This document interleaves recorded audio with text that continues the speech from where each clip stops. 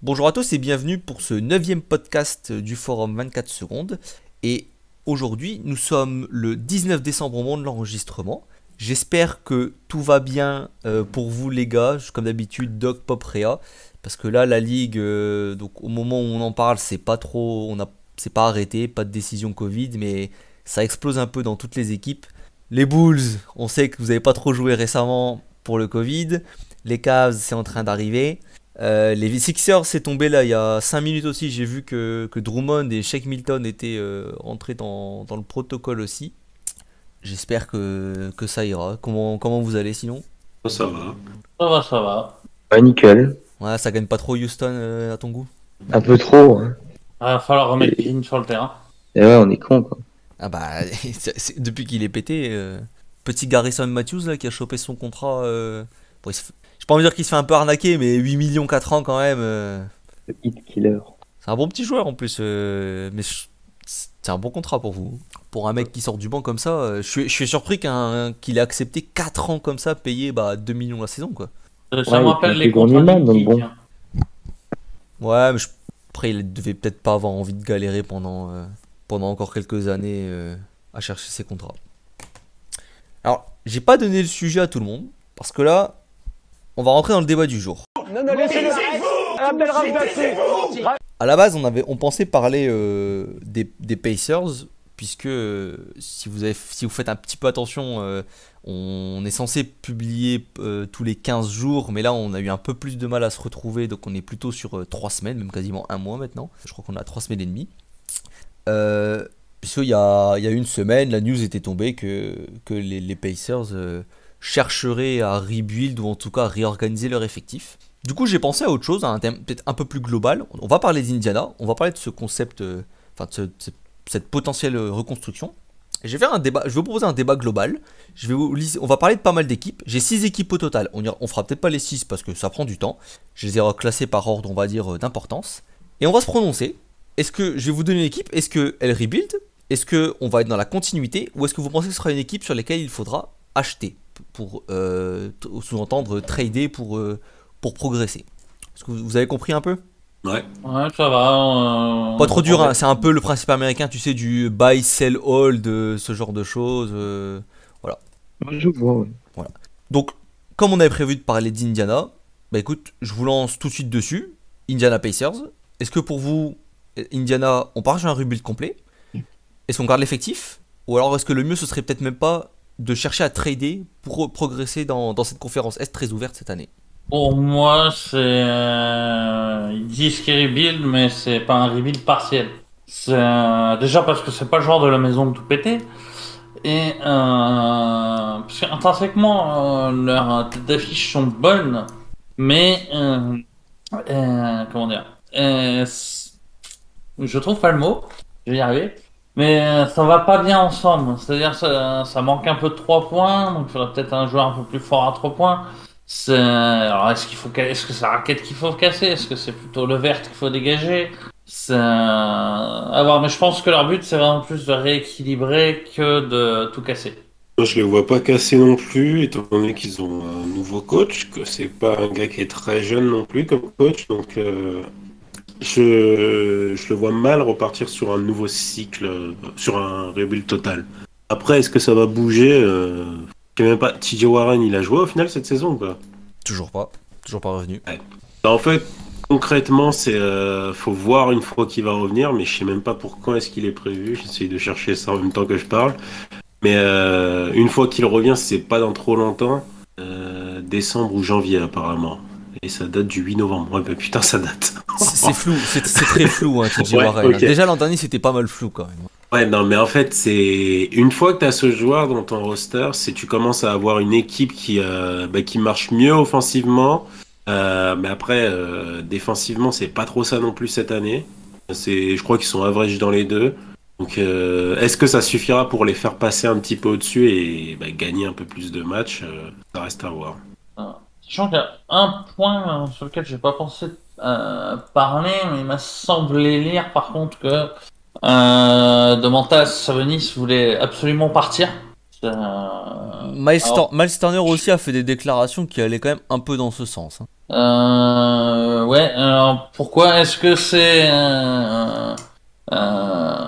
Carlisle qui les a accueillis avec la gentillesse légendaire dont il a su faire preuve à Dallas, ou est-ce que le problème est plus profond? Ça vient de savoir pourquoi ils veulent absolument partir. Ça a pas, c'est pourtant pas des casse-couilles professionnels en général, donc. Turner, il a été clair, il a pas dit qu'il voulait partir, mais il a dit que Il voulait qu'on lui montre plus de respect. ouais, bah il voulait pas être, il a dit il voulait pas être un simple role player. Littéralement, ouvrez les guillemets, je veux pas être un simple role player, je veux plus d'opportunités. Bah, achète un jeu offensif, mon frère.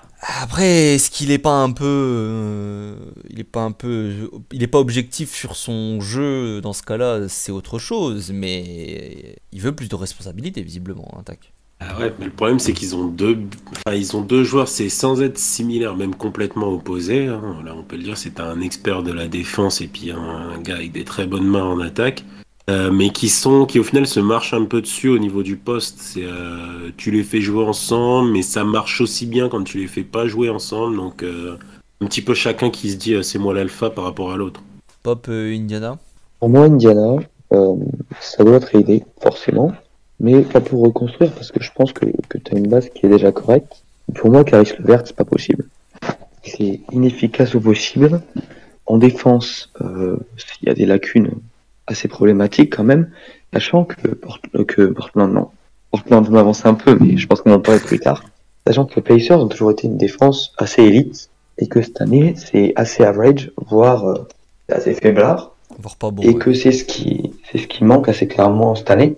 Et je dis pas qu'il est le principal responsable ou le seul responsable, mais il est l'un des principaux responsables, pardon, du fait que ça soit médiocre. Et pour moi, c'est un des principaux fusibles sur lesquels appuyer pour reconstruire.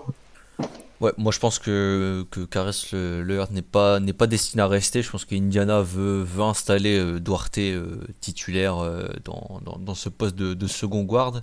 J'ai vu que les Cleveland pourraient être intéressés, ce qui est un intérêt légitime, puisqu'il aurait un rôle quand même dont on a besoin aussi à Cleveland. Moi aussi je suis pas non plus, je pense pas que c'est une reconstruction totale, c'est pas, voilà, comme dit, c'est pas le genre de la maison. Je pense qu'on est un peu plus dans un réaménagement de l'effectif. Par contre, je pense cette année, en tout cas particulièrement, il y a un vrai problème de mental dans cet effectif. Je sais pas d'où ça sort, si c'est les joueurs qui craquent tous en fin de match, si c'est un problème relationnel avec Carlisle, si personne n'a confiance en soi, je sais pas. Mais Indiana perd tous ces matchs qui se jouent à une ou deux possessions. Je crois ils ont déjà 9 ou 10 défaites sur des matchs à moins de 3, à 3 points ou moins, ce qui est énorme sur aussi peu de matchs. C'est censé être ta stat sur la saison, pas sur 18 défaites, je crois. Je suis en train de voir, il y en a 9-8. Ouais. La moitié sont sur une possession. Et combien de fois, moi, je les ai vus aussi, mais craquer une avance au quatrième quart-temps dans ces matchs-là, ou prendre l'eau carrément en quatrième quart-temps. Ils ont joué Milwaukee là il y a quelques jours. Milwaukee qui jouait sans Giannis et Chris Middleton, mais ils ont pris une volée au dernier quart-temps. Le match était serré tout le long, ils se sont fait exploser les fesses au dernier quart-temps. Ils ont mis 10 points et Milwaukee a mis quasiment 30. C'est une constante cette année. C'est une constante. Donc je sais pas où est le fond du problème par rapport à ça. Peut-être que c'est que de la malchance, mais sur autant de matchs, il y a quelque chose qui va pas profondément dans cet effectif, que ce soit les joueurs ou par rapport au coach ou à l'organisation, ou je sais pas. Dit comme ça ressemble quand même vachement à un problème de prépa physique. Parce que si c'était pour faire chier le coach parce qu'ils veulent le jarter, ou ils balanceraient beaucoup plus tôt. Surtout qu'ils Conditions physiques, là je suis sur le match justement face aux Bucks. J'ai ouvert le box score pour vérifier, c'était 27-12 dans le dernier quart-temps. Ouais. Et les temps de jeu, je peux te les donner. C'est le plus haut temps de jeu, c'est Sabonis à 34 minutes. Sinon, t'as 32, 30, 20, enfin 30 aussi et 26 pour Duarte. C'est vraiment faible. Justement, si la prépa physique a pas été bonne, ils sont sur des temps de jeu normaux, ils n'arrivent pas à être à 100% à la fin. Ah là, franchement. T'as un petit peu comme en foot après les Coupes du Monde ou les Euros, où les mecs reviennent plus tard de prépa et tu vois bien que souvent les internationaux après ces grands événements-là, mettre 2, 3, 4 mois avant de se remettre le physique à l'endroit. Ouais, ben, du coup, c'est là je regardais sur les stats du dernier quart-temps, il joue quasiment pas le 5 majeur. C'est Duarte qui joue le plus, alors que c'est lui qui avait le moins joué du match. Je suis pas sûr que ce soit au niveau de la condition physique qu'il faut chercher, mais d'ailleurs, je sais pas pourquoi le banc était aussi vite ouvert. Enfin bref, j'ai pas vu le match. Je sais pas, je l'ai pas vu j'avais pas regardé le match, mais j'avais suivi un peu de loin et je me suis dit, ils vont craquer comme d'hab. C'est exactement ce qui s'est passé de toute façon. Bah, 5 sur 17 au tir, dont 2 sur 10 à 3 points. Ils craquent souvent hein, cette année. Mentalement, moi je pense qu'il y a un problème avec cet effectif. Entre ça et les problèmes de l'an passé, ça commence à faire un petit peu beaucoup. Je suis pas surpris que ça pète un petit peu là au niveau des joueurs. Pop en parler. On va passer deuxième franchise. Indiana, on est un peu tous d'accord sur le fait que ça va juste faire un rebuild partiel. On va enchaîner, deuxième franchise, on parlait de Portland, du coup, qui est une des franchises les plus liées au niveau des rumeurs de transfert depuis l'été, hein, depuis cet été. Portland qui n'affiche pas un très bon bilan cette année, qui est parti pour tout simplement ne pas aller en playoff pour l'instant. Hein. On est en 11e à 12-18, ça commence à plonger un petit peu. Lillard un peu pas au niveau, in and out un peu de la rotation avec blessure, et pas au niveau sûrement à cause de sa blessure. CJ McCollum blessé, Nurkic qui semble avoir retrouvé quelques petits pépins. Que fait Portland On garde, on bazarde tout, on bazarde un peu, on tente de remonter.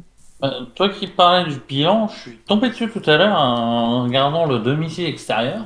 C'est en fait à domicile c'est à peu près correct, même si c'est en dessous de ce qu'on attendait. À l'extérieur c'est catastrophique.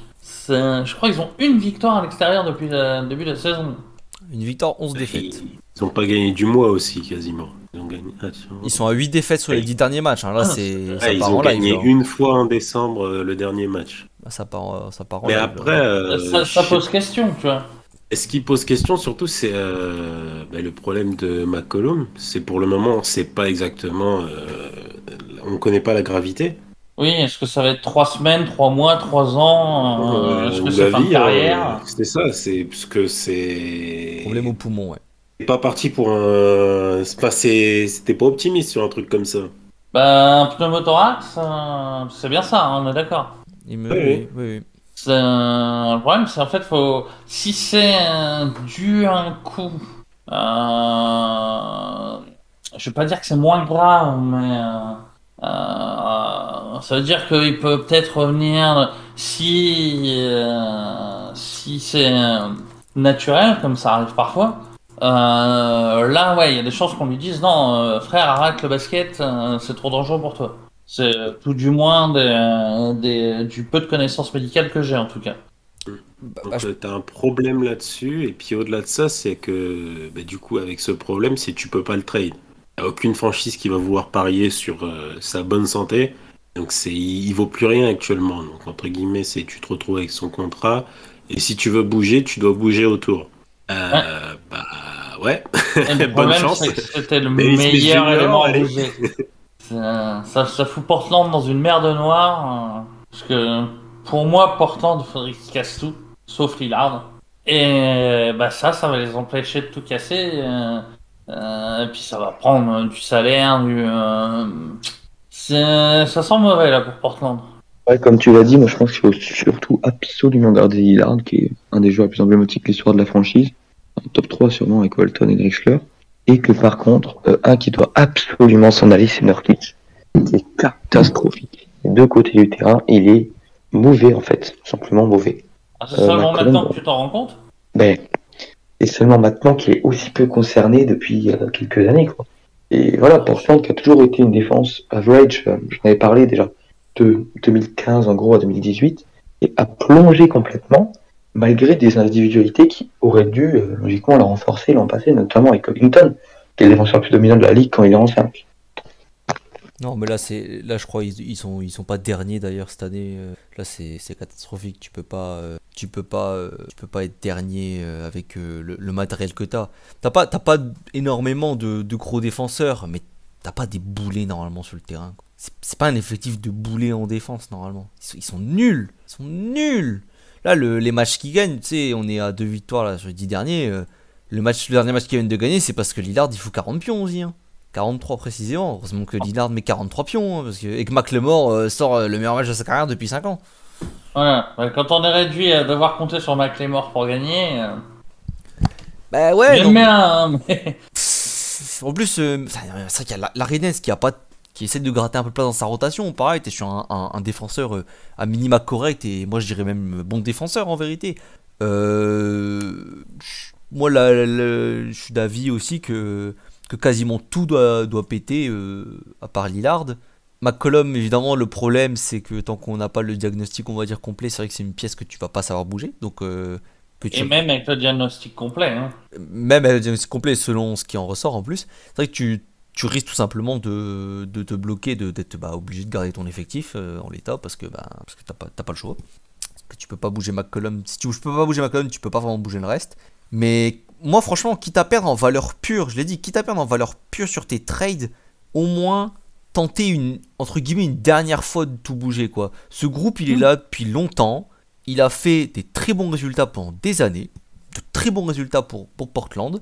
Mais là, il y a 2 ans, c'était vraiment pas ouf. C'est en playoff en négatif. L'année dernière, c'était pas bon.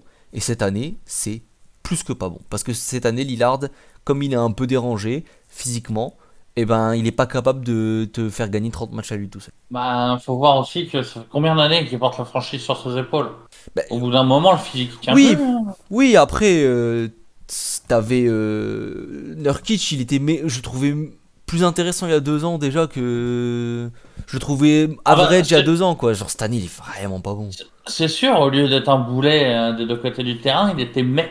Ouais, c'était ton pivot lambda moyen titulaire. En plus, il était plutôt bon. Il est plutôt bon passeur. C'était un bon pivot. Ça fait le taf en titulaire, quoi. Là, cette année, c'est pas le taf qu'il fait. C'est cataclysmique son niveau. C'est cataclysmique. Je pense que tu gardes Lillard, tu gardes Powell que t'as re-signé, tu gardes Little parce que ça te coûte rien de le garder, et Anthony Simons derrière. Si tu peux faire valdinguer tout le reste, tu le fais valdinguer, quoi. Tu le fais valdinguer. Tu vas chercher quoi dans ce cas? Ouais. Et là où c'est encore plus étonnant, tu vois, pour Nurkic, c'est il est en contracture. Normalement, c'est là où tu sors tes meilleures saisons. Je sais pas ce que tu vas chercher exactement. Effectivement, si je venais directement avec plein de noms en tête et de trade, ce serait plus simple. C'est vrai que là, en l'état, j'en ai pas nécessairement en tête. Bah, un pivot moins dégueulasse déjà. Non, mais surtout, c'est tu vas chercher, à la limite sans les noms, c'est tu vas chercher. Donc peu importe ce que tu vas chercher, mais tu vises quoi au final? Moi, je pense que là, défensivement, tu as une assise à reconstruire. Si Lillard McCollum, c'est bien, on a vu. Mais si jamais tu peux le trader, CJ McCollum, ça dégage pour un mec qui défend, quoi. Même si offensivement, Voilà. t'en perds beaucoup. Ou alors un vrai ailier et tu replaces Powell en 2, parce que Powell, je pense que je le préfère dans un poste de two guard qu'un poste de wing. Tu vas chercher un vrai ailier dans ce cas-là. Ouais, concrètement, tu vois, moi, s'il n'y avait pas eu la blessure de McCollum, Ou un vrai intérieur. On y arrive. je serais allé chercher. Déjà, j'aurais dégagé Nurkic pour un pivot correct en défense et avec des mains offensivement. Pas besoin dans ce cas. Hmm. Dis qui tu vas chercher directement. J'ai pas forcément de nom, mais tu vois, Je croyais que t'allais chercher Simmons justement. Et le meilleur truc pour eux, ouais, c'était de virer McCollum, d'aller chercher Simmons et à la limite Nurkic, si tu peux prendre forcément qui tu veux. taper dans les trades qui vont te coûter ton âme sur 25 générations. Mais Ah oui, non, mais ça faut voir derrière. À partir du moment où on dit que tu t'y retrouves dans le trade, mais le meilleur truc pour eux, c'était d'aller chercher justement Ben Simmons. Et Oui. donc en gros, si tu te dis tu joues sans pivot entre guillemets, puisque tes pivots ce serait Covington et Simmons. Donc tu n'as pas une super protection, mais tu as un très bon second rideau et tu switches comme pas possible et tu passes avec une défense élite. après, voilà, moi c'était en 2 temps. C'était vraiment Nurkic, Schmidt, que je sais, peut-être. Enfin, après, un meilleur pivot dans tous les cas. Sachant que moi j'aurais fait le choix, un pivot qui c'est un peu plus doué de ses mains qu'un Drummond, hein, pour être gentil. Et enlever McCollum par un profil beaucoup plus défensif, parce que le talent offensif, il y en a déjà plein dans cette équipe. Mais il faudra équilibrer la défense. Et par contre, ce qui me fait dire que le pivot, il aurait fallu qu'il se débrouille un petit peu, c'est pour avoir une bonne répartition de tes points et pas compter que sur tes extérieurs. On va enchaîner avec une troisième franchise du coup. J'ai préparé un petit du coup pareil pour Washington Wizards. Que fait-on après un début de saison un peu surprenant, même très surprenant au niveau des résultats? Kyle Kuzma, Dinwiddie, toutes les recrues de l'été qui jouaient très bien.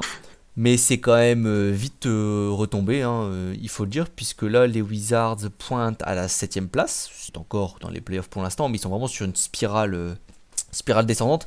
Et, et à l'un 3-7 maintenant. Mais à l'inverse, en plus de la plupart de leurs concurrents, ils n'ont pas eu des problèmes de Covid. Hein, quand même, de mémoire, les Wizards. Je crois qu'il y a juste donc Thomas Bryant qui est blessé depuis un moment et Rui Hachimura qui a des problèmes personnels un peu étranges. Enfin, on n'est pas au courant de vraiment ce qui s'est passé.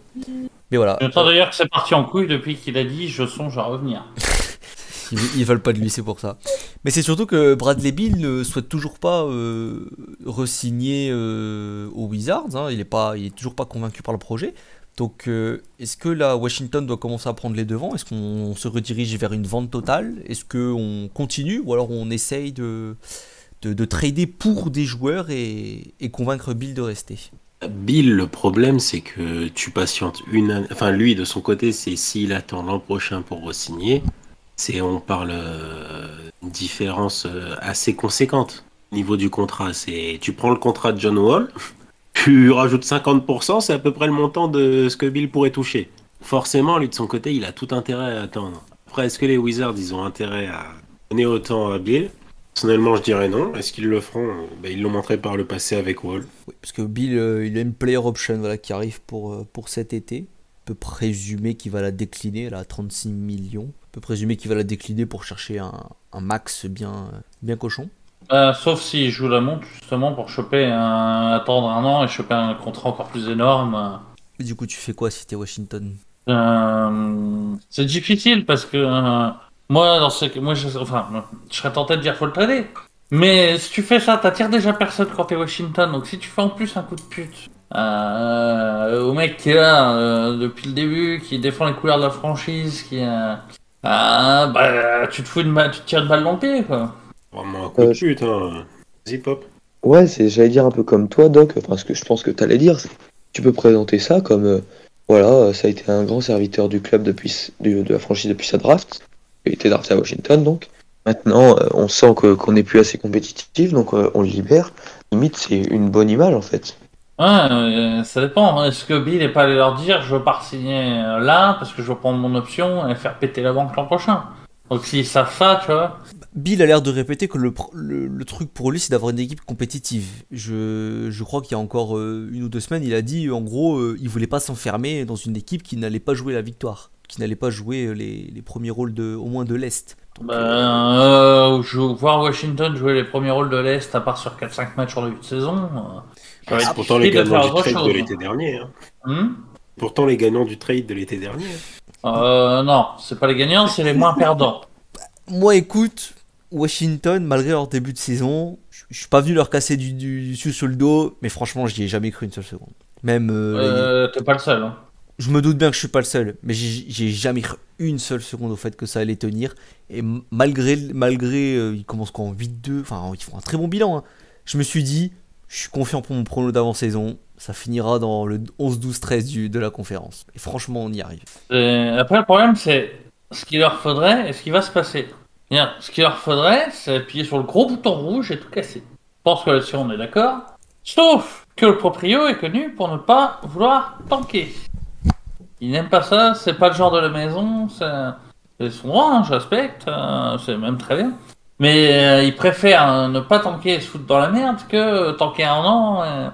Donc, ils vont, à mon avis, ils vont se retrouver les gros gens comme devant, à vouloir essayer d'améliorer l'effectif pour plaire à Bill. Bill va se barrer et ils auront un effectif bloqué tout pourri pendant plusieurs saisons. Ce qui était je le dis, je l'annonce et c'est comme ça que ça se passera. Ce qui est la continuité du coup depuis 4 ans en fait. Même plus. Ouais, franchement, époque Ariza déjà, ils avaient pas de sous. Oh, mais vous allez en playoff encore au moins. Non, bien sûr, ils allaient en playoff, mais c'était l'équipe qui ne peut pas jouer le titre, qui est un petit peu bloqué avec ce groupe, qui peut s'améliorer via des trades, et c'est à peu près tout. Ah, mais de toute façon, c'est historiquement. Regarde, quand il y avait l'agent zéro là-bas qui lâche un bout du pognon auquel il aurait pu prétendre, regarde ce qu'ils avaient signé.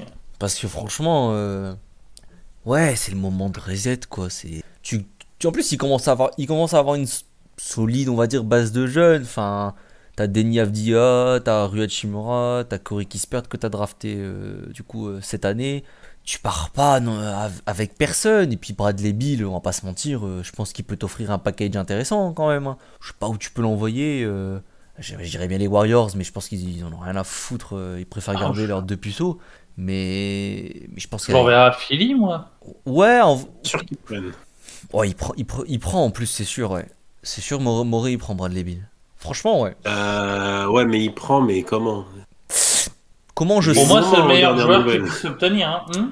Mais c'est sûr qu'il demande quelque chose avec ou quoi. Faut... Bah, il aurait bien tort. Il pourra jamais obtenir meilleur que Bill. Non, mais après, Et, c'est. et Washington ne lâchera pas Bill avec Ou un bien tour de il draft. accepte le trade, mais dans ce cas-là, c'est Bill avec une resign de Bill en amont. Il prend Ah pas oui, Bill quasi expirant. ah Ça, oui, c'est oui, oui, mort. oui, oui, oui, je pense qu'on Ah, est. Je pense pas qu'il prendrait le risque peut-être d'y aller comme ça à l'aveugle pour potentiellement une demi-saison, concrètement. Oui, oui. Mais ça peut se négocier. Ça se fait. enfin, il n'y a pas de raison pour laquelle Bill ne signerait pas s'il est Oui. tradé dans une équipe compétitive. Hein. L'argent. Puisque franchement, attends, Il peut toucher le plus j'essaie de d'argent trouver possible ça. à Philly. Ah, si t'es- Non, mais le truc, c'est que s'il re-signe pas, il peut vraiment. Il y avait eu ça pour Curry, s'il attendait un an de plus, c'est à la place, je sais plus à combien il va être là en fin de contrat. Et genre, il va être pas loin de 50 millions. Bah là, s'il attendait, il commençait limite à pas loin de 50 millions. Ah Ouais. oui, avec les 10 ans d'expérience. C'est ça. Mais il peut, C'est par rapport à ça. il peut prendre sa player option et re-signer l'an prochain, c'est pas impossible aussi. Enfin, Oui, bah, si, c'est ce que si, vous entendez. Hein. il y a ça, faut pas le souci. Disons que pour le coup, ce serait un trade, en tout cas du côté de Philly, qui serait accepté. Il faudrait fignoler le tour, mais ça sera accepté. Washington, s'ils veulent le trader, ils en auront pas beaucoup mieux. Après, ça dépend du projet, et si tu veux vraiment repartir beaucoup plus jeune ou pas. Dans tous les cas, il y a des équipes qui seront intéressées, hein. Ça reste. Ah. C'est Après, attention. NBA, hein. Quand tu dis ce serait accepté par les fans. Est-ce que ce sera accepté par Morey? Parce que Bill, Morey, il a l'air de les Bill, vouloir, Bill, ces tours de draft. Hein. Bill, je pense que quand même. Sans aucun doute, c'est même inespéré pour Morey. Bill, je pense que il fignole un peu autour, mais il réfléchit pas très longtemps. C'est le profil à la Lillard qu'il recherche, hein, concrètement. Ben, c'est ce que je souhaite aux fans de Philly, hein, mais je sais pas, mais il m'inquiète, le père Morey. Ouais, moi je pense qu'il joue la montre et qu'il voit bien que tout le monde commence à paniquer un peu autour de la ligue aussi, hein. C'est toujours pareil, hein. Puis, c'est complémentaire avec Maxi en plus. Hein. Maxi Ouais. qui est pas un bolog, qui est très propre, qui est un bon shooter, enfin même si c'est un peu streaky quoi. Oui, puis un pick and roll Franchement, avec c'est Embiid. complémentaire avec Bill, hein. Pick and Je roll veux dire, avec Embiid, ouais. dans le sens où il bouffera pas la balle quoi. Ça sera la première option extérieure, immensément à la tête et les épaules, je veux dire. Putain, ça te changerait de jouer avec un intérieur qui sait jouer.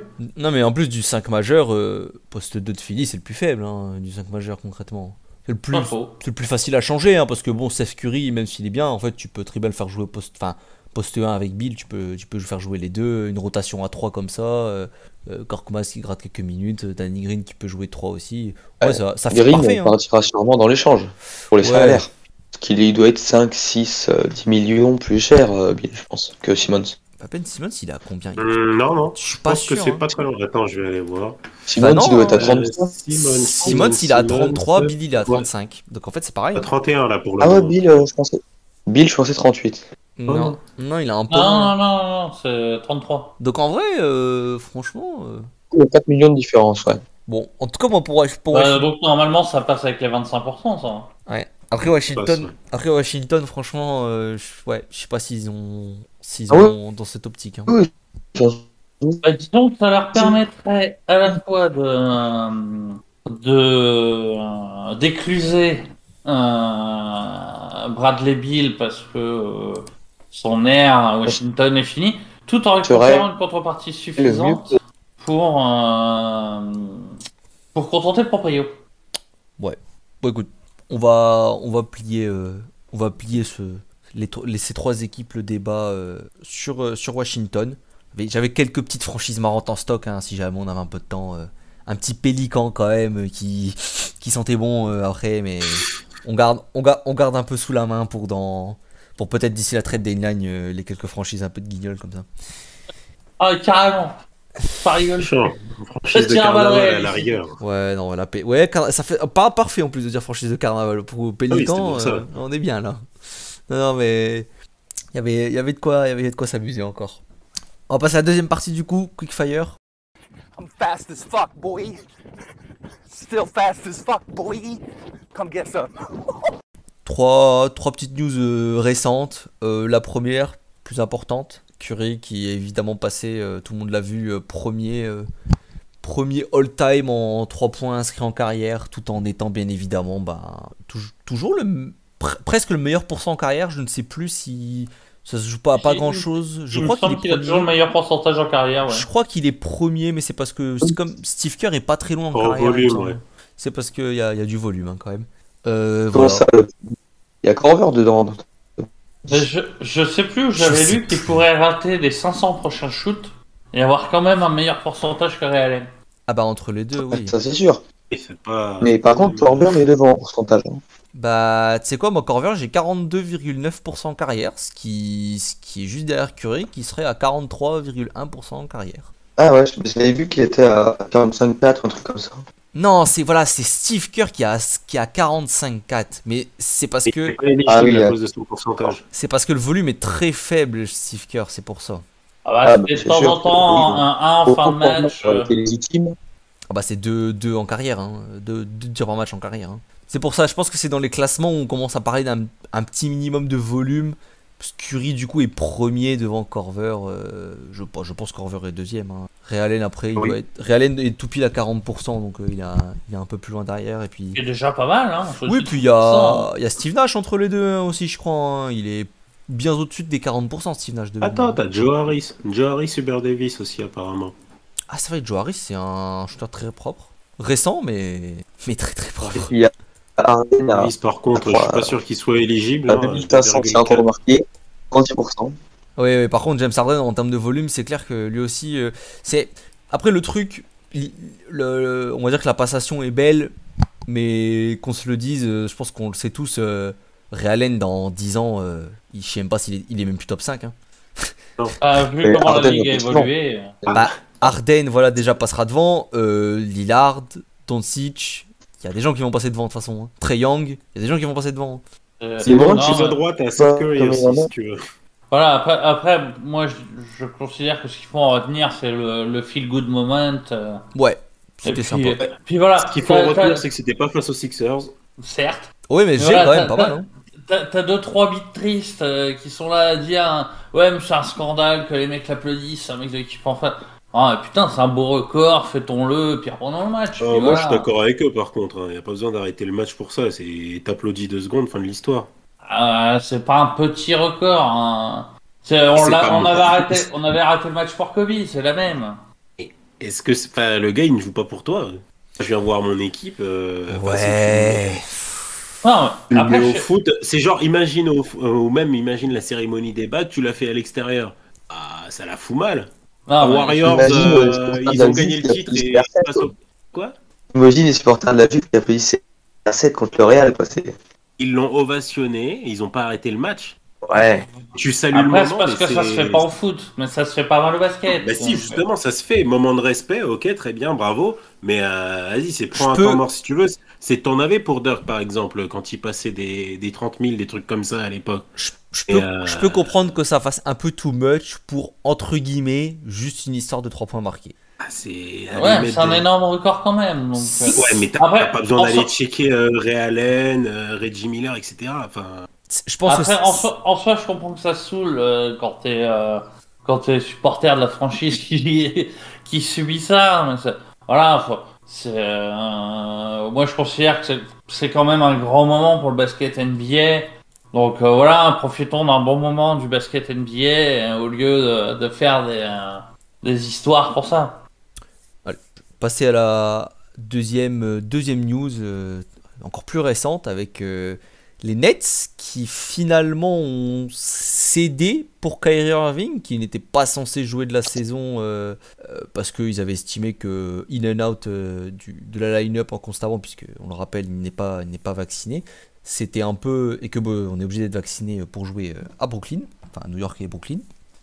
Et du coup, ils ont accepté que Irving reviendra et qu'il ne jouera que les matchs extérieurs. Ce qui veut bien dire qu'il n'est toujours pas vacciné, qu'il a priori ne compte pas se vacciner. C'est vraiment officiel ou ça reste encore une rumeur? Non, ça a été, il y a eu un statement, comme on dit, des Nets. Il reviendra s'entraîner et jouer. Ah bah je l'ai loupé, bien. Après, faut voir si ça n'a pas encore évolué, puisque là, au moment où on parle, c'est tombé récemment. Les 2 prochains matchs des Nets sont reportés. Exact. Donc, et c'est parti pour plusieurs équipes là. Enfin, il va y avoir 2-3 matchs qui vont pas avoir lieu ce soir. Et on ne sait pas comment ça va évoluer là du coup. C'est ça. Mais bon, en tout cas, d'un point de vue sportif, ils ont reconsidéré leur position. Et c'est une connerie. Je tiens à le dire. Voilà, après là, c'est un peu l'avis que je demande. Est-ce que je savais que Réa, tu trouvais que c'est une connerie par rapport à ce qu'on avait dit en pré-saison, que tu trouvais que c'était légitime par rapport à la vie de groupe, etc. Je trouve que ça peut se questionner aussi parce que voilà, oui, ça reste un joueur qui jouera concrètement un match sur 2 et c'est pas ouf pour ton effectif, c'est pas ouf peut-être pas ouf pour ton vestiaire, etc. Pas ouf d'un point de vue tactique non plus. Moi, je suis ni pour ni contre après, concrètement, j'ai pas d'avis. Ouais. Ça, moi, je trouve que c'est une connerie, mais au niveau du timing. La décision, en fait, elle m'importe peu, mais en fait, tu peux pas. Quand tu te lances dans un bras de fer comme ça, en fait, c'est pas pour céder. Là, ils ont un peu trop de blessures, des cas positifs. Bon, vas-y, Kyrie, viens t'entraîner, tu joueras à l'extérieur. Voilà, c'est clairement ça que je reproche, moi. Sauf, il y a un seul cas où je pourrais comprendre, c'est qu'ils ont un trade dans les tuyaux, je sais pas, possiblement avec Philly, par exemple. Et que le trade qui est dans les tuyaux, le mec qui est en face, enfin le GM qui est en face dise, par contre, faites-le jouer, remettez-le un peu en forme, qu'on voit ce que ça donne. Ouais, je crois pas trop. Hein. J'y crois pas trop non plus, mais c'est le seul cas où je pourrais dire, ok, je comprends. Ok. Dernière petite news, je sais que ça a fait plaisir à certaines personnes. Isaiah Thomas qui a retrouvé un contrat de 10 jours aux Lakers. Est-ce que vous pensez qu'il peut retrouver sa place pas forcément aux Lakers, mais sur un banc de la NBA? Non.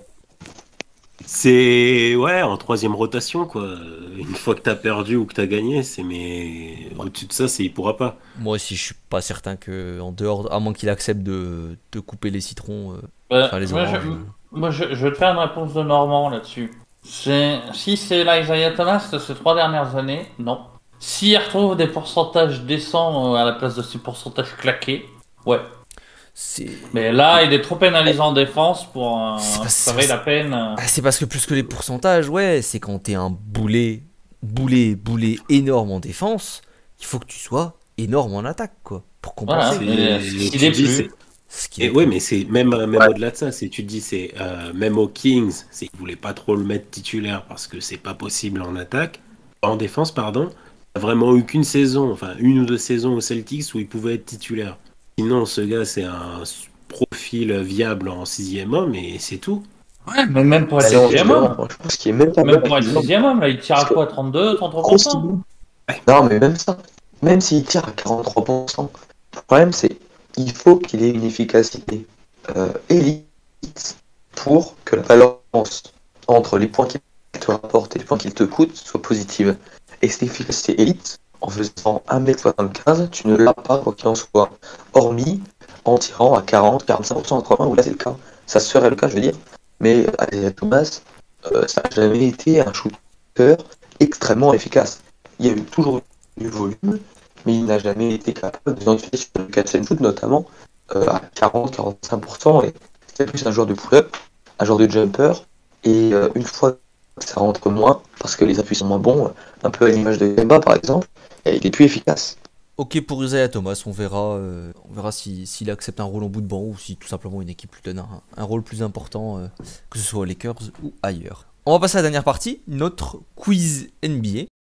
Quelle mer fermée de l'Asie occidentale est bordée par la Jordanie et par Israël? C'est la mer Noire. Non. Alors vu qu'on a parlé un petit peu de rebuild, je nous ai fait un petit quiz de deadline. Parce que la deadline NBA tous les ans, c'est un beau fantasme, c'est souvent de la merde, concrètement, qu'on se le dise. Mais bon, il y a toujours un peu que ce soit le jour de deadline ou un peu les jours précédents, il y a toujours des gros trades qui se sont produits dans l'histoire. Donc j'espère que vous connaissez les trades de la deadline parce que vous allez en bouffer. Vous êtes prêts? Ouais, je vais répondre Vucevic à chaque fois, il y aura bien un cas où ça marchera. Aucun. Alors, en 2008, les Grizzlies trade Pau Gasol vers les Lakers dans un move qui sera très décrit à l'époque et pendant plusieurs saisons. Qui fut la meilleure pièce envoyée par les Lakers rétrospectivement? Marc Gasol. Marc Gasol. Je crois que Pop a dit Marc Gasol en premier, si je ne me trompe pas. Ouais, J'ai 5 entendu, minutes avant environ. j'ai entendu Marc Gasol et ensuite j'ai entendu Doc. J'attendais la fin de la question, perso. Moi aussi. Exactement, c'est ce que j'allais dire, mais comme monsieur a parlé avant la fin de la question et que j'ai toujours dit qu'on laissait la question se dérouler jusqu'au bout, et c'est Doc qui va prendre le point. Ah, parce que moi, dès que t'as dit Grizzlies, j'étais taquet pour dire Marc Gasol. Effectivement. En fait, ouais, déjà, quand t'as dit ça, j'attendais de voir si tu parlais de joueurs ou de pick. Que le meilleur à l'époque, c'est. Comment il s'appelle le first pick de Jordan? Kwame Brown. Kwame Brown. Je sais Oui, même pas si c'est lui le meilleur du pack. Je pense que si, parce que c'est Kwame Brown, c'est Javaris Crittenton et je sais plus ce qu'il y a après. Alors que Javaris Crittenton fait maintenant une belle carrière au FC Prison. C'est ce que j'allais dire, on le salue depuis sa prison, hein, exactement. C'est ça, nettoyage des armes et tout, il est là. Voilà, allez, Doc prend le point, et donc comme on dit les gars, on rappelle, hein, on attend que la question soit finie. Deuxième question. En 2015, les Suns arrivent donc pour cette saison avec 3 meneurs de jeu d'un niveau titulaire. 2 seront tradés à la deadline et un seul restera. Qui est-il? Dragic? Ah putain. Faux. Je le sais. Ah, Bledsoe? J'ai plus son nom. C'est monsieur C'est Eric Bledsoe qui reste. C'est Bledsoe qui reste. Bledsoe. C'est Dragic et Isaiah Thomas qui sont tradés et c'est Eric Bledsoe qui reste. Putain. Je savais que c'était lui, j'arrivais pas à retrouver son nom. Puisque Eric Bledsoe après sera envoyé à Milwaukee plus tard. Et je voulais pas vous donner l'indice du ouais, il se sentait pas bien chez le coiffeur. I want to be here. Voilà, et voilà, Pop reprend un point et égalise avec Doc. Troisième question.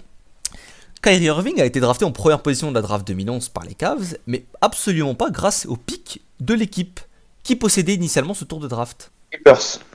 Oui, bien joué, c'était le tour de draft des Clippers échangé à la deadline de 2011, enfin 2010-2011, avec Baron Davis pour Mo Williams, entre autres, voilà.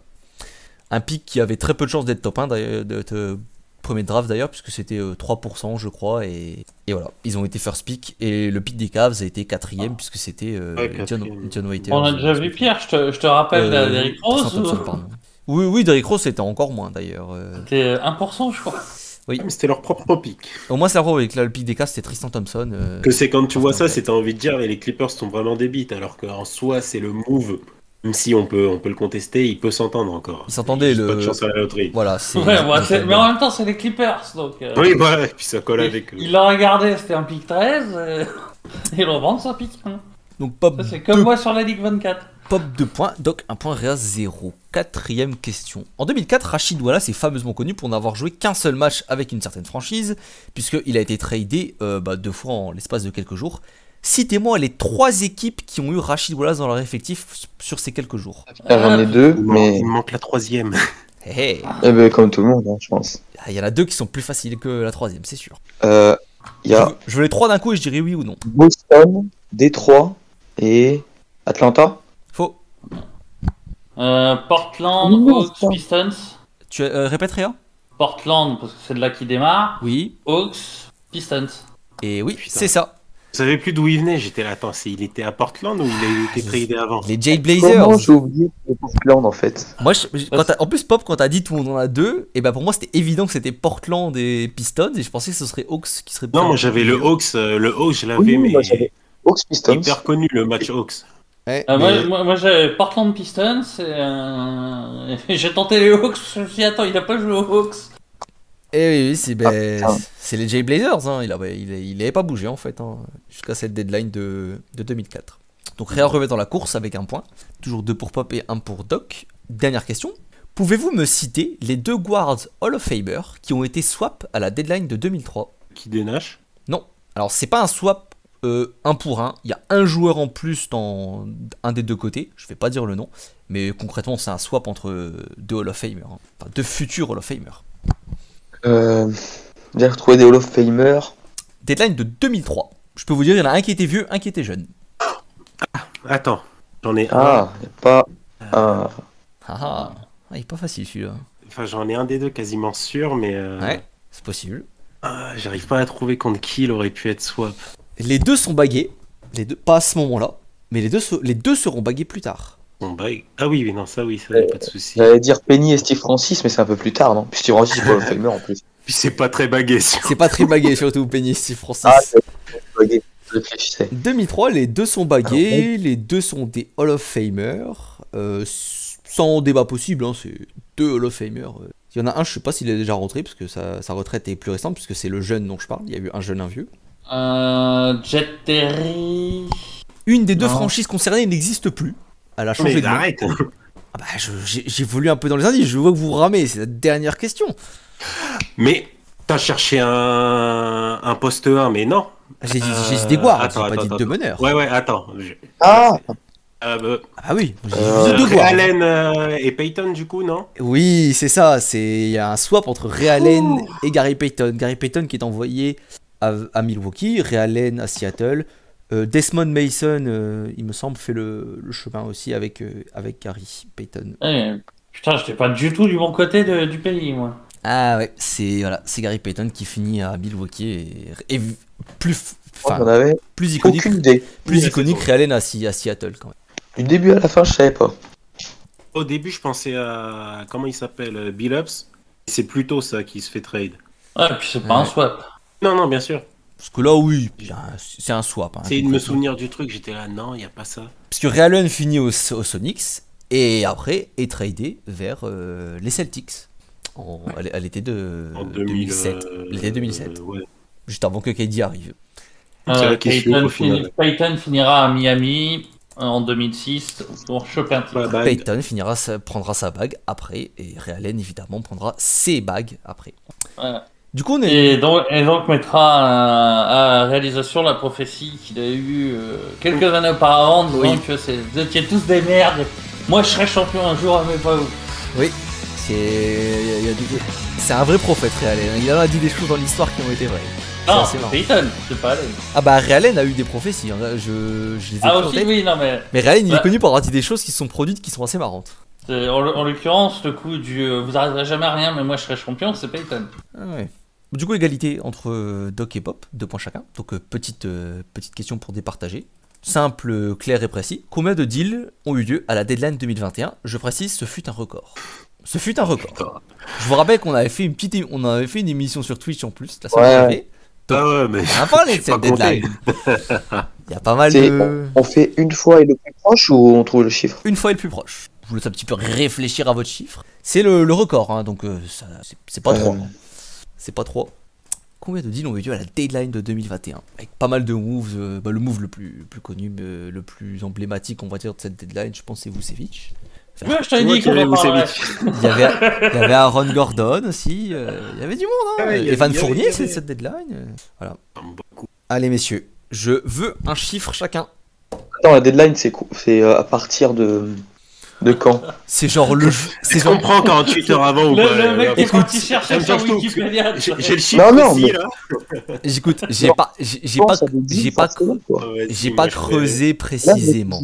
Je réfléchis à le vert, Jamais je me 20. dire, est-ce que c'est le jour ou est-ce que c'est avant, tu vois? Écoute, j'ai pas creusé précisément quand je suis allé chercher l'information parce que c'était juste pour vous départager, mais en général, je pense que ça considère quand on parle de deadline, genre le jour même et 24 à 30 heures avant, 2 jours avant Ouais, les maximum. 2-3 derniers jours. Genre les 2-3 derniers jours, on va dire, c'est ça souvent ça Oui, donc, concerne. ok. Donc, le vert, non. Ça fait un peu tôt là, le verre, pourquoi appeler ça de la deadline? Allez, je veux un chiffre maintenant. J'ai dit 20. Donc 20, Après, Pop, la Lyon en combien? novembre, il veut que ce soit la deadline. 15. Bah voilà, Pop il était prêt puisque c'était 16. Mais plus proche que le dunk de 20. 16 deals, en tout cas, ce que j'avais trouvé vite fait. 16 deals qui serait le record de l'histoire des deadlines NBA. Qui sont souvent des pétards mouillés, faut le dire quand même. Hein. Moi je me souviens d'une année où... Bon, bah, Moi je me souviens tous les ans, on tombe dans le panneau. Ouais, moi je me souviens d'une année où c'était censé être génial, les meilleurs transferts c'était Reggie Jackson qui partait d'Oklahoma City. Donc bon, Hein, des Et pétards. pourtant, cette année, on refera une émission pour la deadline. Exactement. Ah, ouais, mais c'est- après, ce qui est intéressant maintenant, c'est le marché des buyouts. c'est Alors, on vraiment fera ça une dans émission la pour le foulée, marché des c'est- buyouts aussi, si tu veux. La semaine qui suit, c'est en fait en fonction de la deadline, c'est tu sais un petit peu ce qui va être cut et tout. c'est ça. Ouais, regarde, tu fais un petit live Twitch pour la deadline, et puis derrière, tu fais une émission pour les... Ça. Voilà, c'est la fin pour cette émission. On espère que ça vous aura plu. On a touché un petit peu plus de franchise que d'habitude. Et on se retrouve, je l'espère, dans 15 jours. Si on arrive à Ça va coordonner dépendre des matchs. Hein. si on arrive à coordonner un peu nos dates. C'est vrai que si jamais il y a trop de matchs annulés, c'est pas dit qu'on se revoit dans 15 jours. Parce qu'il y aura pas eu d'infos à traiter. Oh, bon, on fera une émission sur autre chose. Il y Mais aura voilà. d'autres sports qui continuent, au pire. Mais voilà, on trouvera bien et on verra bien. Et on souhaite que la NBA se poursuive, mais que les joueurs restent tous en bonne santé, bien évidemment. Après, le problème, ça va être... à mon avis, ça s'arrête, ça va pas être 15 jours. Je sais pas. Franchement, je sais pas. Je pense plutôt que là, la NFL va assouplir son système de test et ils partent plutôt sur un délire les asymptomatiques vous pouvez jouer et on va surtout se concentrer sur les symptômes si vous en avez ou pas. Et je pense que la NBA va se diriger un peu vers la même parce que c'est pas À voir. parce que c'est Mais pas- ça risque d'être catastrophique. À mon avis, il ferait bien d'attendre un peu, de regarder ce que ça va donner en NFL. on verra bien. Mais après, est-ce que tu peux te passer des matchs de Noël? Pas possible, impossible. Ah, mais Possible. ça va aller jusqu'au Nouvel An. Je pense que ça va jusqu'au Nouvel An. Impossible, les matchs de Ils Noël. vont c'est annuler trop- des matchs à droite à Ouais. gauche, mais... Les matchs de Noël, c'est trop emblématique, c'est pas possible. Ça fait trop Mais, d'audience, ça fait trop d'argent. Mais je serais pas surpris que début janvier, ils disent on arrête pour un mois le temps que l'épidémie baisse. On verra bien. On vous souhaite une bonne semaine, une bonne quinzaine et de bons matchs NBA, enfin de bons matchs de G-League, pardon, tant qu'il y en a encore. Salut tout le monde. Ouais. Salut.